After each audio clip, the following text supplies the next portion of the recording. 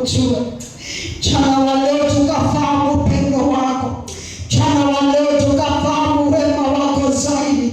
Unavyotuwazia ni maajabu. Asante Yesu kwa mchana wa leo. Nenda ukanene nasi tukakujue zaidi. Nenda ukanene nasi tukakuelewe zaidi. Nenda ukanene nasi kwa utukufu wa jina lako. Baba, ninasema ni asante. Tumie kama kipasa sauti sababu ya utukufu wa jina lako. Na ni katika jina la Yesu Kristo tumeamini na kuomba. Na mtu ashangilia.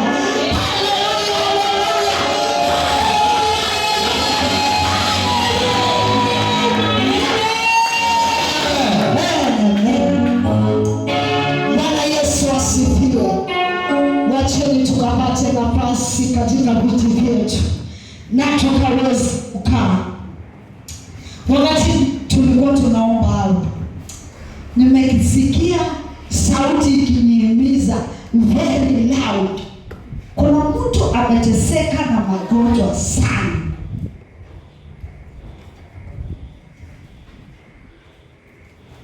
Ameteseka na magonjwa. Na wingu la uponyaji limeshuka. Na huyo mtu hataumia tena na magonjwa.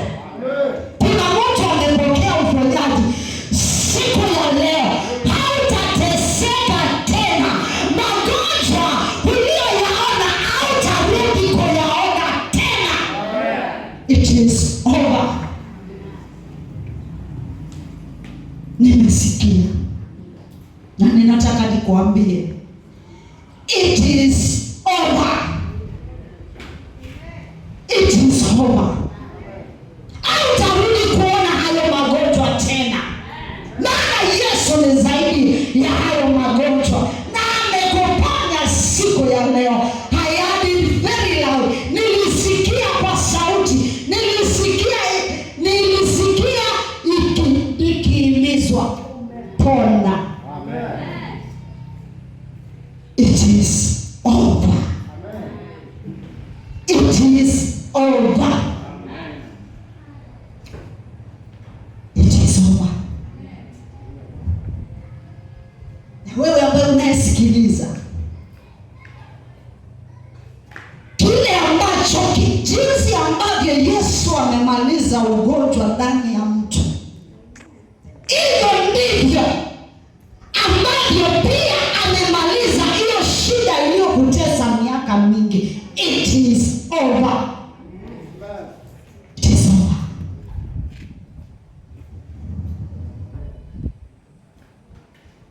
Kuna mtu wataenda kushuhudia total change of his life.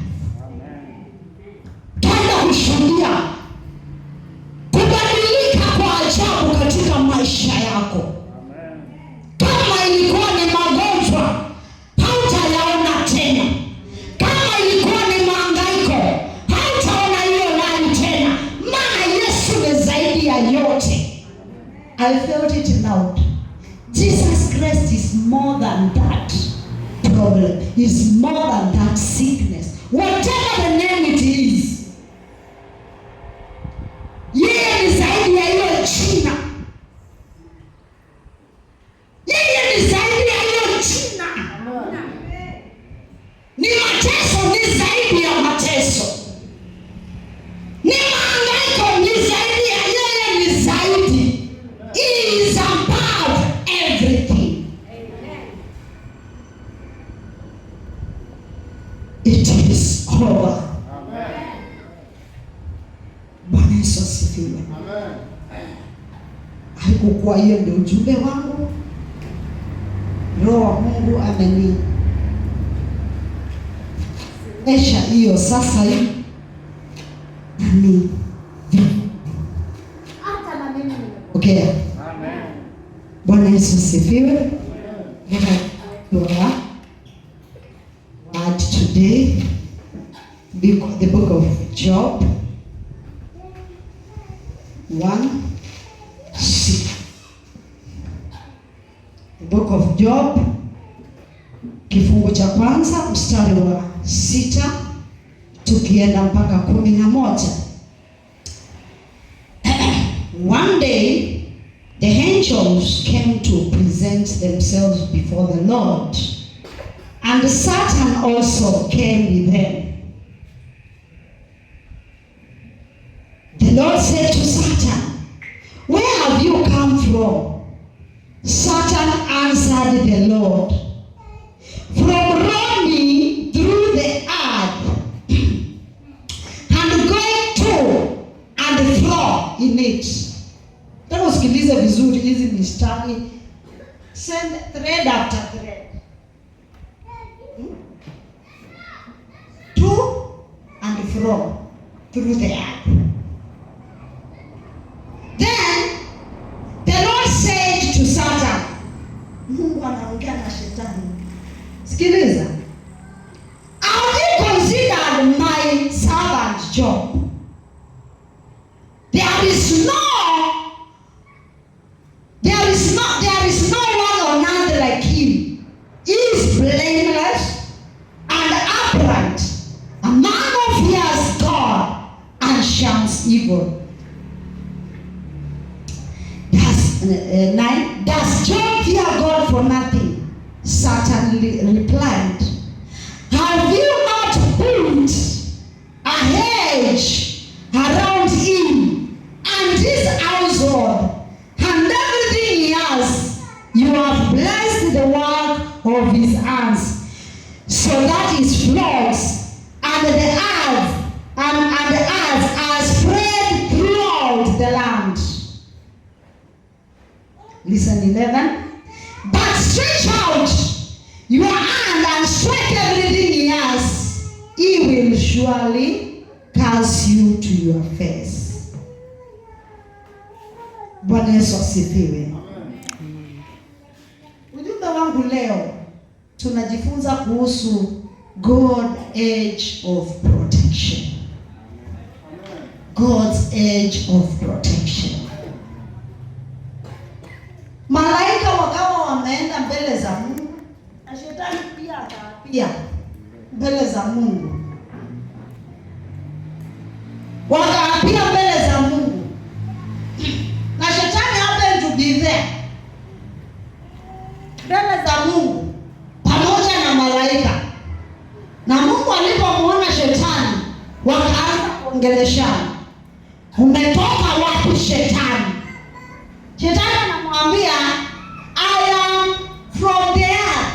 Nimekuwa nikizunguka to and from. Yaani kumaanisha, yaani yeye circumference ya ardhi ni kama ni kidogo, ni kama kutoka anaenda kama ni, this is the earth, anaenda kutoka hapa mpaka hapo. Kutoka to and from. Yaani ana confess, "I am to and from the earth." Anazunguka. Unafikiria aliacha kuzunguka? "I am to and from the earth." Roaming, nazunguka. Mungu akajua, najua unataka nini. "Have you considered my servant Job? A truthful man, upright man, blameless man. Have you considered him?" Ulimwona ananiogopa, jinsi anavyonipenda. God is proud of Job. Ana confess vile ambavyo, "I know I have a servant." Lakini kumbe wakati shetani alikuwa akizunguka, aliona ukamilifu wa ajabu. Aliona ukweli uliojawa ndani ya mtumishi wa Mungu wa Job. Ndio maana alikuwa anazunguka to and from, anaenda anarudi, anaingia anatoka, anazunguka. Kumbe alikuwa hawezi kumpata Ayubu. Shetani anamwambia, "Ni kwa sababu ya ukingo wa ulinzi ambao umemwekea Ayubu. Because you have put an edge." Umemwekea, umemzingira Ayubu. Licha ya kwamba nilikuwa nazunguka, nikienda nikirudi, lakini I was not able to assess your servant because of the edge. Na huu ukingo, the hedge,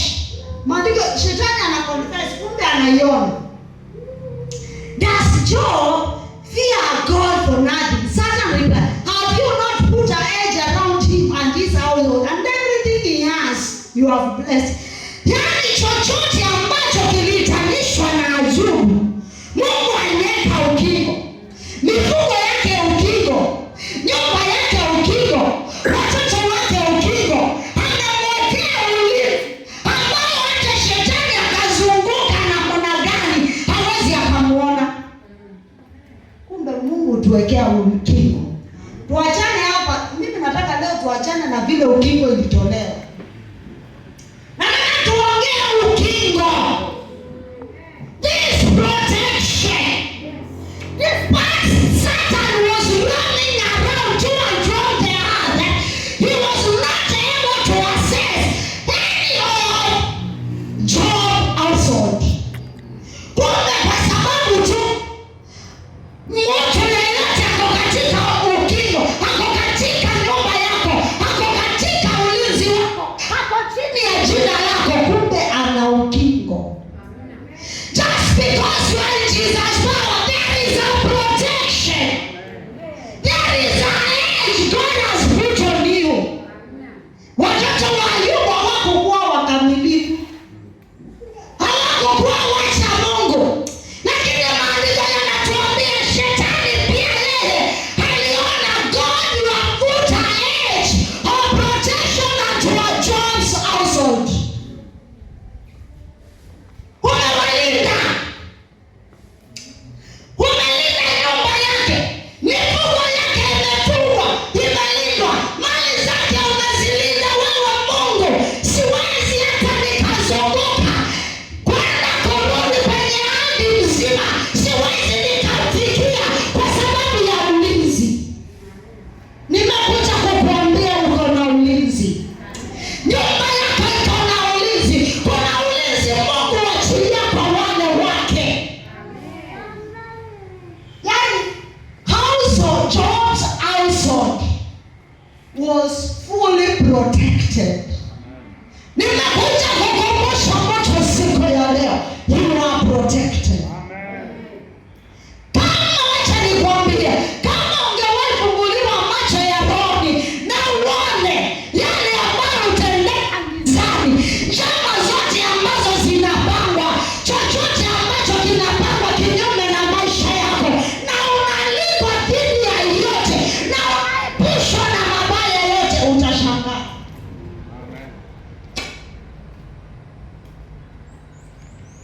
Silaha nyingi tumezikwepa, mishale mingi tumekwepa kwa sababu ya ulinzi ambao Mungu huachilia.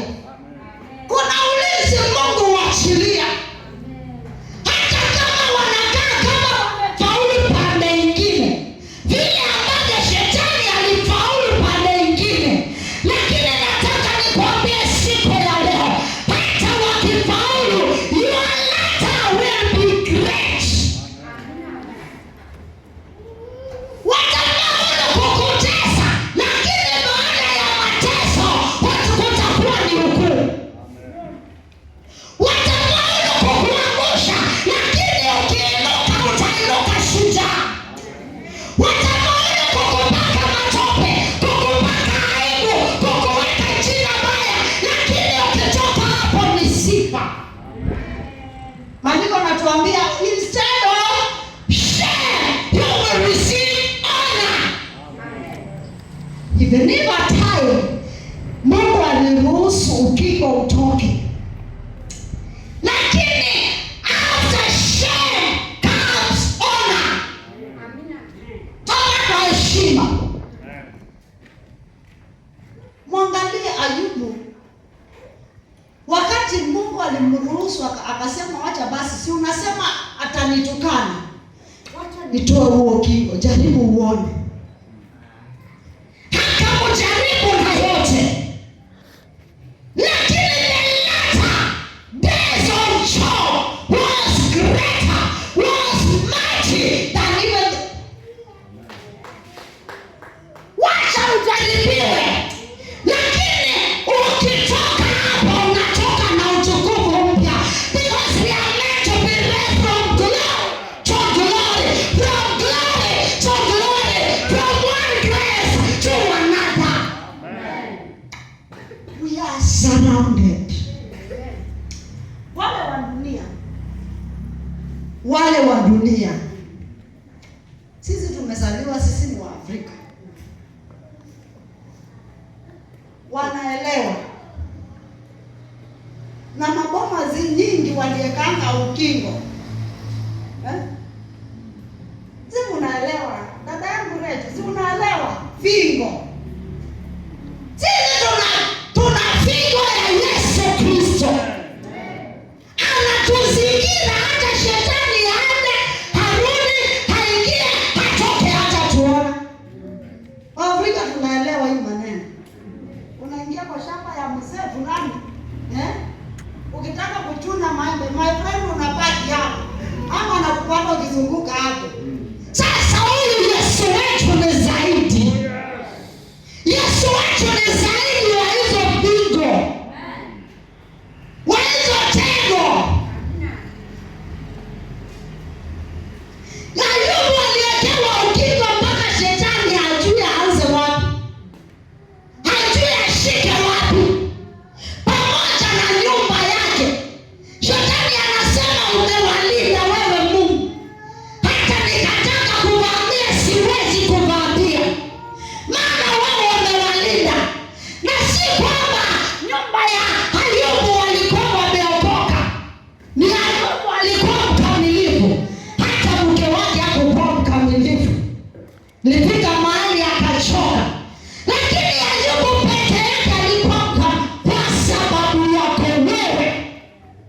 Ninakuja kukuambia, kwa sababu yako wewe nyumba yako itapona, kwa sababu yako wewe watoto wako watapona, kwa sababu yako wewe biashara yako itapona. Ukingo kumbe huwa iko. Tuende Zakaria 2:3-5.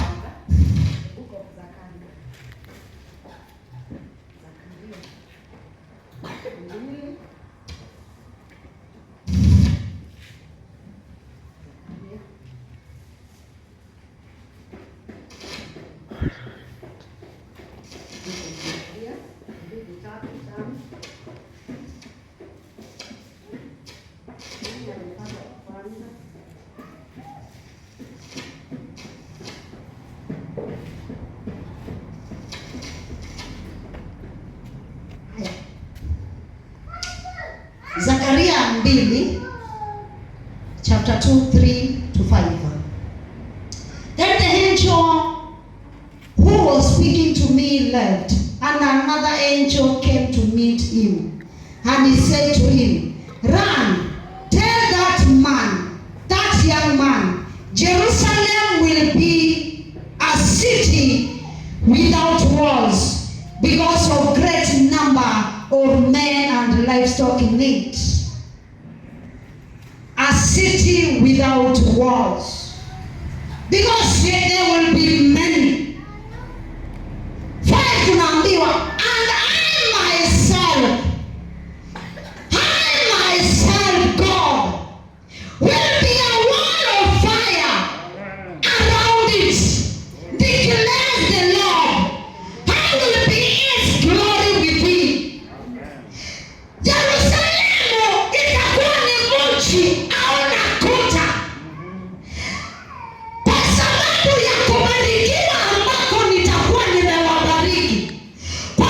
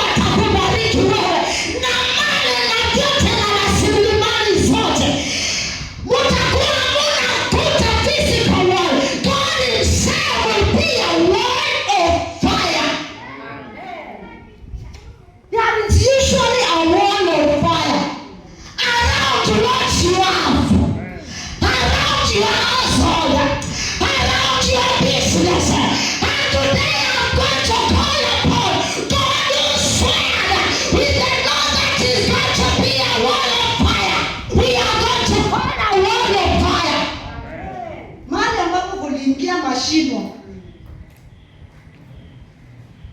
Wengine kulipata mwanya wakapenya katikati. We are going to repair that wall. I will be a wall of fire around your business, around your household.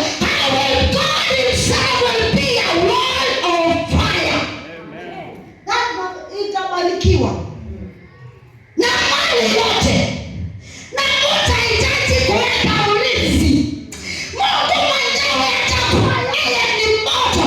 Ukuta wa moto unakuzunguka, ukuta wa moto unakuzunguka, ukuta wa moto unakuzunguka. Wakitega mitego inakamatwa na moto, wakituma uchawi, mishale ya uchawi inakutana na moto, wakikutegea magonjwa yanamezwa na moto, na moto, na moto, na moto. Hakuna chochote wataweza kufanya, maana yeye mwenyewe amekuzunguka na ukuta wa moto. I will be a wall of fire. A wall of fire. Kama kuna ukuta wa moto, wakitaka kuvamia hawawezi kuvamia tena, maana yeye mwenyewe ni ukuta wa moto. How special are you? A wall of fire. A wall of fire. Yani kumaanisha wakituma mishale, Mungu mwenyewe ataishughulikia. Wakituma uchawi, Mungu mwenyewe atashughulikia. Wakituma mitego yoyote, Mungu anashughulikia. Ndio maana unaona unashinda vita hata uelewe unashinda namna gani. Kumbe ni hiyo ukuta ya moto ambayo imekuzingira. Ndio maana unaona maadui zako wanaanguka, hauelewi wanaanguka namna gani. Nataka kukujulisha siku ya leo, ni huo mzunguko, hiyo ukuta ya moto ambayo imekuzunguka, hiyo ambayo inayokulinda. Hiyo inakulinda. Mungu anasema I will be a wall. Hebu nirudie ndio ingie vizuri, ndio uelewa how special you are.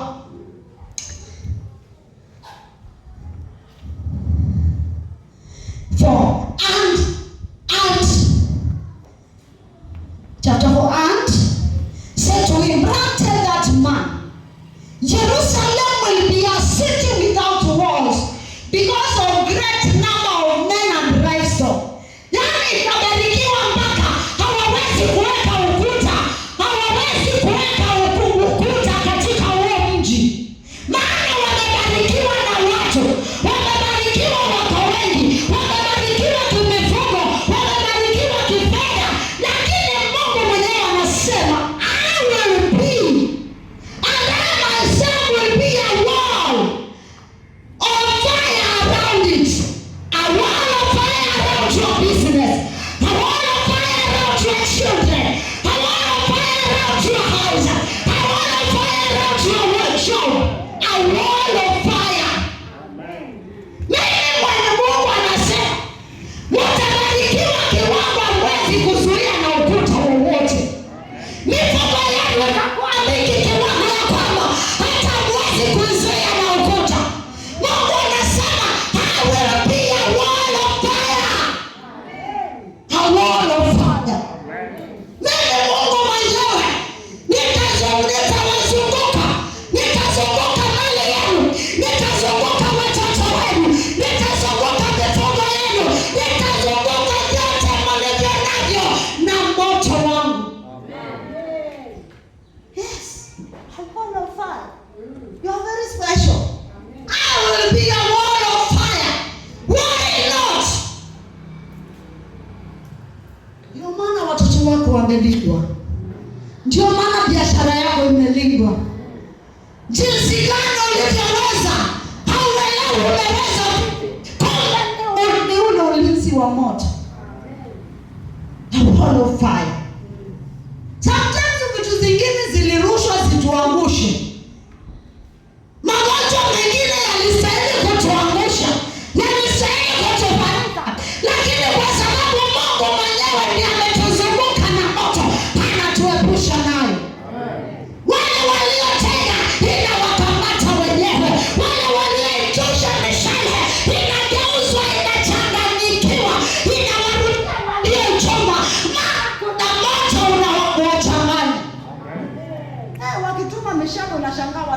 wenyewe hawaelewi namna gani.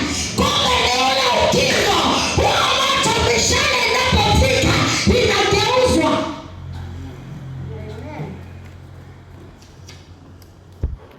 Takuja katika njia moja, lakini watarudi katika njia sawa.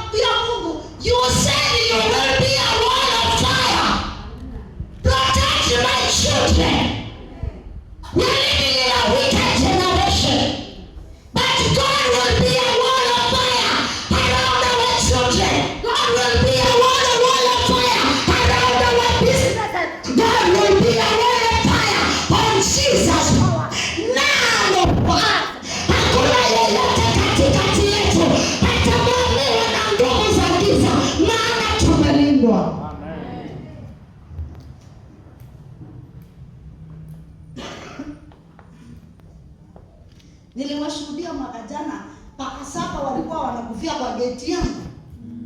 Do you know why? The wall of fire. That wall of fire. Wanatuma wanakufa. Wanatuma wanaangamia. Wall of fire is not job.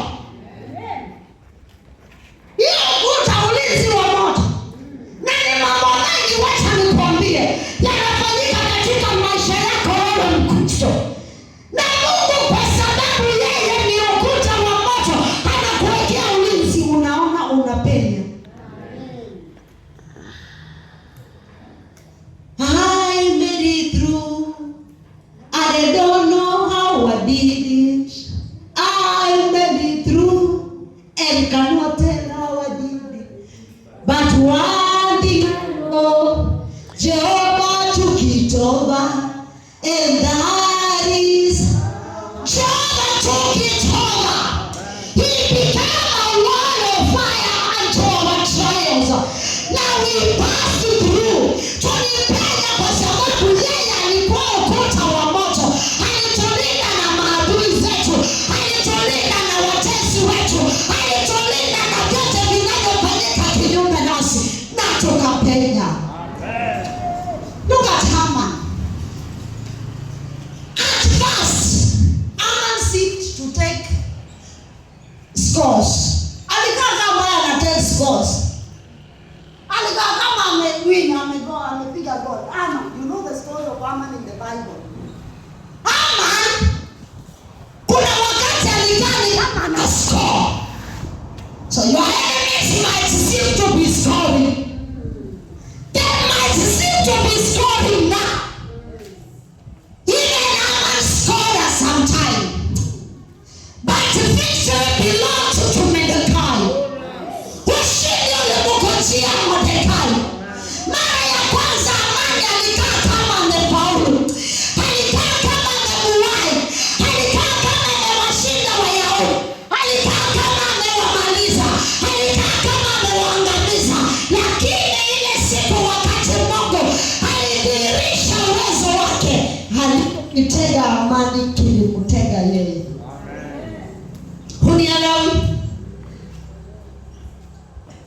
The gallows. Haman prepared for Mordecai because it became his own gallows. Unielewi? He prepared for Mordecai to be hanged.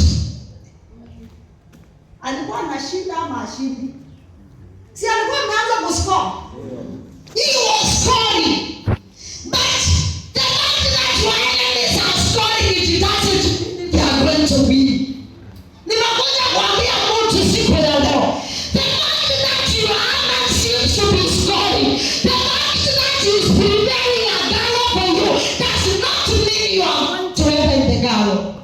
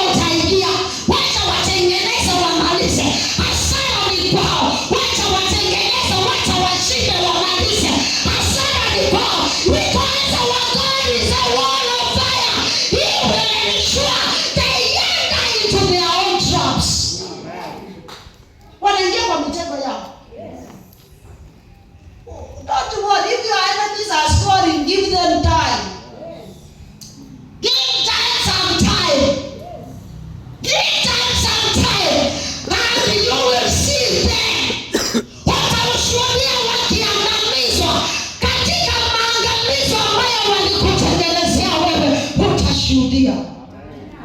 Wall of fire.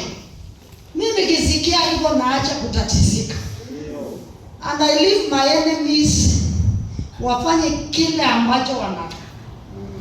Knowing I am called to conquer. Knowing hakuna siku watachukua ushindi. Ni mimi tu nitashinda. Si hata Goliathi alikaa na score. Si Goliathi alikaa na score. Aliscore sana. Alichukua scores. Alikuwa anachukua scores sana. But God was giving Goliath time. And we are about to declare. Wakati wa maadui zako kukutesa umeisha. They are going to fall. Because the wall of fire will consume them. Wanakutesa wamesahau kuna wall of fire around you. Wall of fire around you. God will consume them. Psalms 125. Usikilize vile Mungu anatupenda. Psalms 125.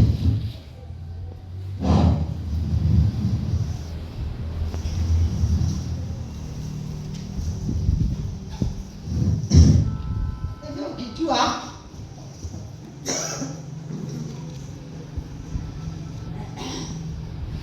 125:2.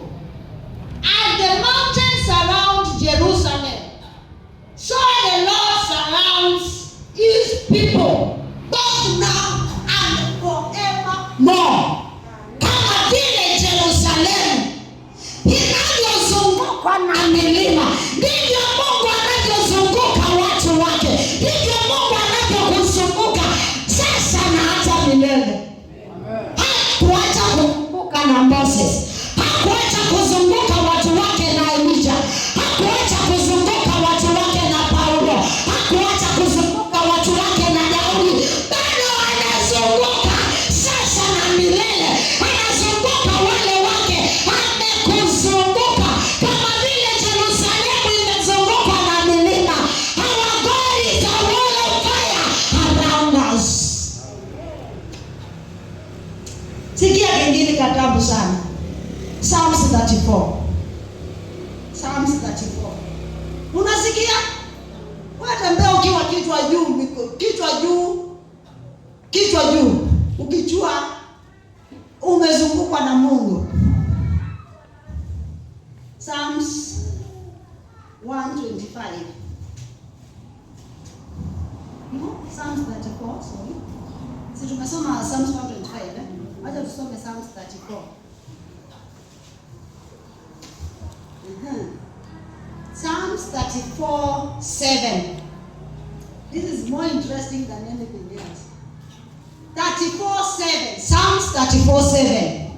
The angel of the Lord encamps around those who fear him, and he delivers them. The angel of the Lord. Then malaika wa Bwana wanaeka kituo.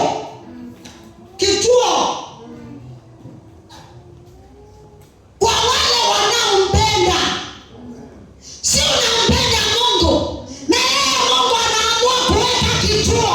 Malaika wake wanaamua kuweka kituo kwa wale anawakomboa. Na atakukomboa. Nimekuja kutangazia moto siku ya leo. Watakombolewa, wataokolewa, watatoka katika hiyo shida. Maana malaika wake wameweka kituo, wanaelewa mambo gani yanaendelea. Malaika wa Bwana weka kituo kwa wale wanaompenda na uwakomboa. Nimekuja kutangazia mtu, utakombolewa. Utaenda kukombolewa. Huku na ukuweka. Siwe mpaka mona. Huku na ukuweka. Upendo wa Yesu walizunguka. Kama mawimbi upendo wa Yesu wanizunguka.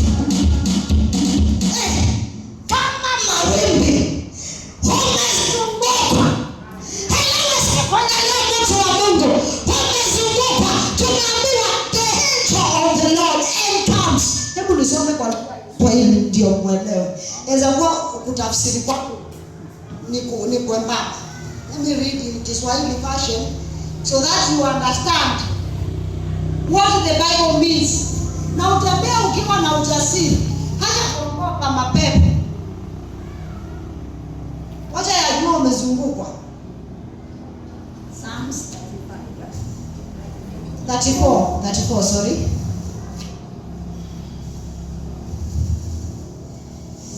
Psalms 34.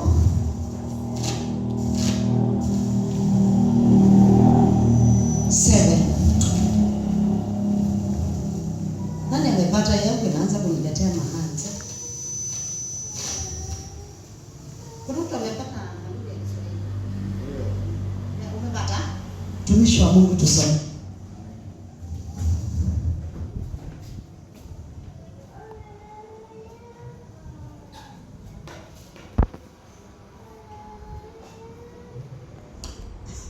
Amen. Zaburi ya 34 mstari wa 7. Malaika wa Bwana hufanya kituo akiwazunguka wamchao na kuwaokoa. Yaani malaika wa Bwana wanafanya kituo. Wanazunguka. Wanaompenda Mungu wanakuzunguka. Ni nini inatuma kinyume yake? Ni nani anainuka kinyume na yeye? Ni jambo gani zinapangwa kinyume na yeye? Wako katika kituo wanaona tu yale ambayo yanafanyika kinyume na wanakuzunguka na kuwaokoa. Utaenda kuokolewa mtu wa Mungu siku ya leo. Utaenda nyumba yako itaenda kuokolewa. You are going to be delivered today because the angel of the Lord encamps you. Somebody will receive deliverance today. Mtu ataenda kuokolewa. Si waliona, wanajua chama zinazopangwa, wanajua mitego waliotegewa, na kwa sababu malaika wa Bwana wameweka kituo, wataenda kukuokoa na kila mitego, na kila uchawi, na kila njama, na mipango yoyote ya yule adui. Malaika wa Bwana Yesu mwenyewe wataenda kukuokoa. You are going to be delivered. The angel encamps. Unajua wakiweka kituo ni kumaanisha tuko hapa kwa ndugu yetu wa Misri na hatutoki. Kama vile unaona rais analindwa. Si hapo mnawaita aje? Bodyguard. Wao kuna bodyguard. Ninakuja kukuambia kuna bodyguard. Wao unajua rais kama kuna kitu ambaye amerushiwa hata kama ni mshale wa kumua, the bodyguard is ready to die but not the president to die. Are you understanding the meaning of a bodyguard? The meaning of an angel to you. The meaning of God. Afadhali kufanyike chochote lakini rais asiumie. Si wao wanaonanga wakitaka kunini wanakuja. Uliona that event ilikuwa iko, was it in Kitui? That guy ambaye alikuwa anakuja anakimbia mbio. What happened? Hakumkaribia. Alibeba juu mara moja. Mara that is same unto you. Amen. Kuna malaika wameweka kituo. Kuna malaika wameweka kituo wakikuzunguka na kukukomboa. Nimekuja kuambia mtu ondoa wasiwasi maana utakombolewa. Nimekuja kuambia mtu siku ya leo ondoa shaka maana unaenda kukombolewa. Na hiyo wewe utakombolewa. Na hiyo mateso utakombolewa. Na hiyo shida utakombolewa. Maana Mungu mwenyewe alisema nitakuwa ukuta wa moto.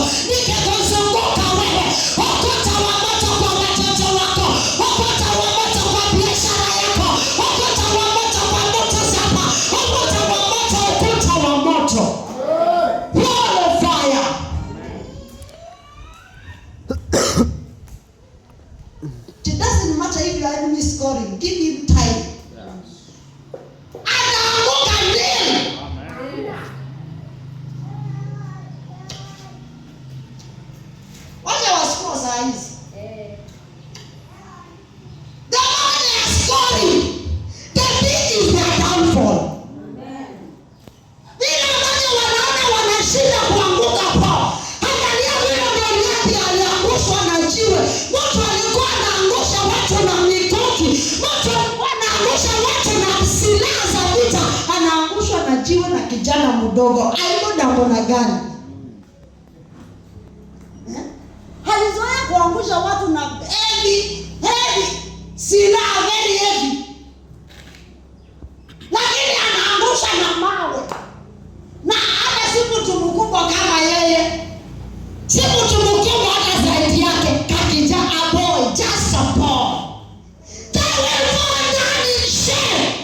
I have come to declare in the name of Jesus Christ, those who are fighting you, they will end in shame.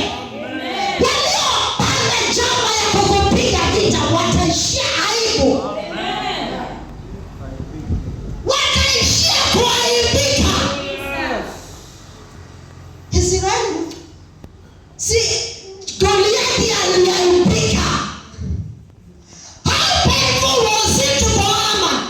Anapanda farasi, anasema akimbeba Mordekai na akimshamia na kumwambia huyo ndiye yule ambaye mfalme anataka kumwona. How shameful was it? This man who I have just prepared a gallop for you. Yani mimi nimetengeneza, he has prepared a gallop, and there he is around the city proclaiming, this is the man. They will end in shame. They will have come to declare without any apology, ambao wamepanga kukuangamiza. They will end in shame. They will end in shame. The ending will be more than the ending of a man. The ending will be shameful more than the ending of Goliath. Because they have prepared a wall of fire. When they dare consuming fire, they have dared a man who the angel of God comes around him. They have dared. In honor of Mordekai, so will be their shame. In honor of a man, itakuwa aibu kama ya amani. Mungu wa Mordekai ashughulikie. The scores our enemies have scored, our God, they are enough. Waliozidi kuscore sasa imetosha. I've come to declare it is enough. It is enough. It is enough. Now God, whom you proclaimed, and you can declare that will be a wall of fire around Jerusalem. So will you be a wall of fire and deliver us from every hand, from every wicked hand. Hayuko anatuambia ya kwamba he was the plans of the evil so that the hands of the wicked cannot achieve any success. May every hand that is against you end in shame in the name of Jesus Christ. Every wicked hand, every wicked tongue, end in shame in the name of Jesus Christ. The Bible says, every tongue that will condemn us, it is condemned. And we therefore, in the name of Jesus, condemn every tongue that raised against our lives. Kila ulimi ulionena kinyume na maisha yetu,